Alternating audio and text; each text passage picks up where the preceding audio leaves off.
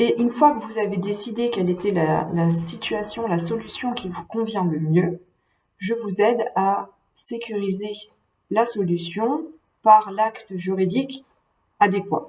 Donc ça peut être par exemple simplement un accord oral, parfois ça convient. Par exemple sur une pension alimentaire, quand il y a un accord entre les parties, ça peut suffire qu'il y ait un accord oral et qu'ensuite il y ait des versements réguliers selon cet accord. Il n'y a pas forcément besoin d'une formalisation plus importante. Ça peut être un accord écrit, juste entre la partie au conflit et vous-même. Ça peut être un acte d'avocat, donc c'est un accord écrit avec une signature de chaque avocat, chaque partie, qui a une force exécutoire, une force probante, une force probante renforcée sans avoir la force exécutoire actuellement.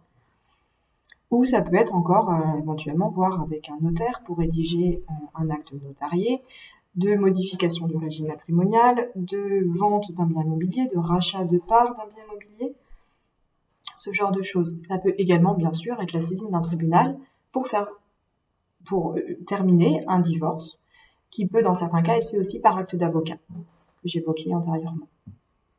Donc, en fonction de vos besoins, en fonction de la solution que vous aurez trouvée avec également l'autre partie, je vous aide à formaliser tout ça par un acte juridique sécurisé qui vous permettra d'avoir la paix pour toutes les prochaines années, au-delà de la transformation de votre famille.